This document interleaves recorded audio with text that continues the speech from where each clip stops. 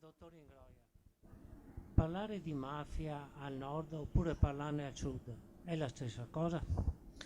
Beh, naturalmente non è la stessa cosa perché al sud sanno bene di che si parla e quindi il rischio talvolta al sud può essere che ci sia magari vincere una certa resistenza o qualche diffidenza. Al nord invece bisogna vincere magari un po' di indifferenza o distrazione nel presupposto sbagliato che il problema della lotta alla mafia è solo un affare del sud e non anche del nord, mentre invece è un problema ormai nazionale e peraltro le mafie ormai sono diffuse in tutta Italia. Mafia, camorra, 'ndrangheta, Sacra Corona Unita non sono più fenomeni locali o tipici del sud, ma hanno esteso la loro attività anche nel resto del paese. Accanto a queste organizzazioni criminali ormai storiche, esiste anche un crimine organizzato al nord. Beh, innanzitutto ormai c'è un fenomeno, diciamo, di globalizzazione delle mafie che fa sì che ci sia sempre una maggiore, come dire, deterritorializzazione delle mafie. Le mafie si insediano un po' dappertutto, in particolare l''ndrangheta si è rivelata in questi ultimi anni la più dinamica, più capace di insediarsi lontano.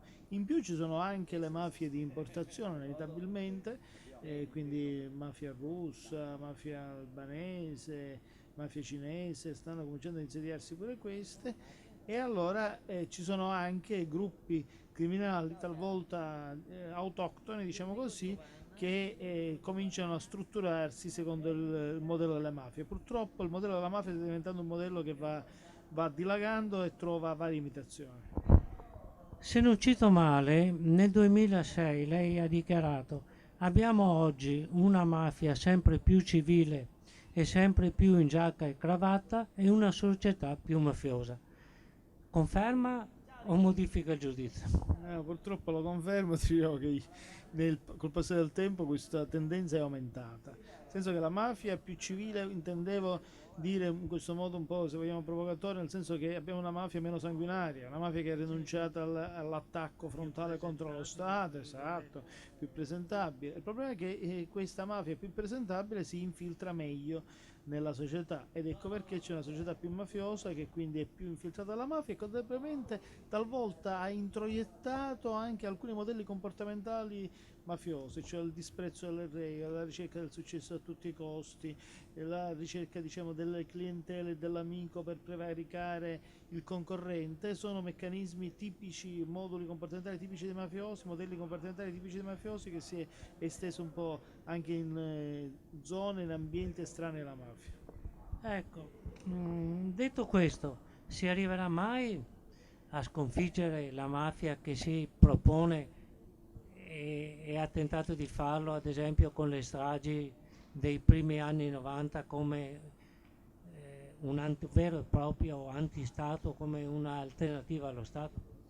Beh, si può sconfiggere, però si può sconfiggere soltanto se si ha la consapevolezza tutti che la mafia non è soltanto un problema di ordine pubblico, non è un problema che si può affrontare solo con la repressione, ma che è un problema che va affrontato sradicando le cause, i fattori economici e sociali che l'hanno determinata e quindi se si riesce, se quella parte dell'Italia che c'è ed è anche forte, diciamo, che ama e vuole maggiori regole, che ama e vuole più legalità, che ama e vuole più verità e giustizia, riuscirà a prevalere. Se prevarrà questa Italia riusciremo a sconfiggere la mafia.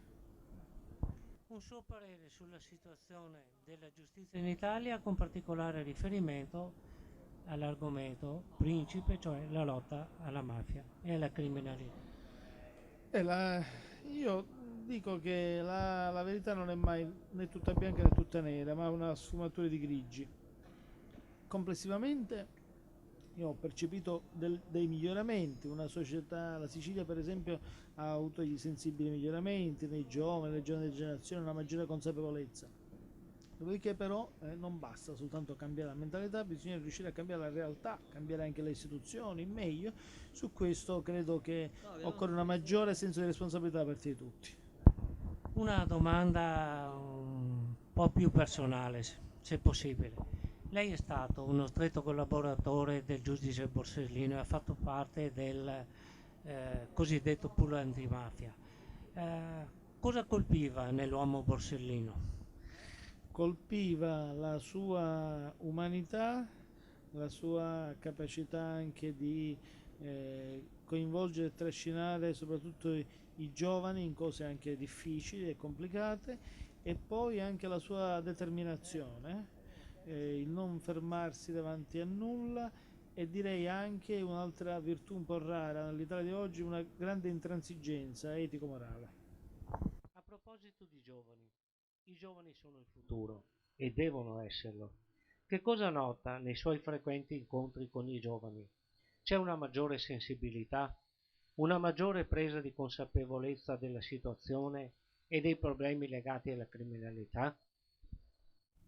Beh, no, io noto una maggiore curiosità, ma purtroppo una insufficiente informazione.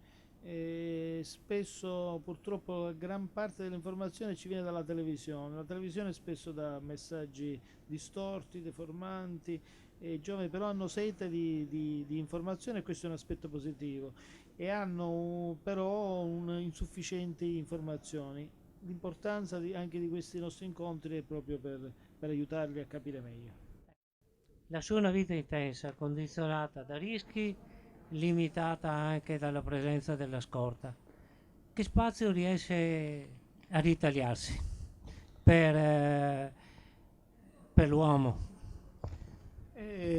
Non tantissimo tempo, per la verità, però quello che evidentemente mi è sufficiente. Nessuno di noi è un eroe, nessuno di noi, voglio dire, è costretto a fare quello che fa, e quindi evidentemente se ho fatto questa scelta e se scelgo di continuare a occuparmene, lo faccio perché credo di poter mantenere anche un equilibrio personale. Nel momento in cui dovessi raggiungere la soglia di tolleranza, al di là della soglia di tolleranza, probabilmente cambierò mestiere. Ci sarà comunque sempre qualcun altro che prosegue. Tutti siamo utili, nessuno indispensabile.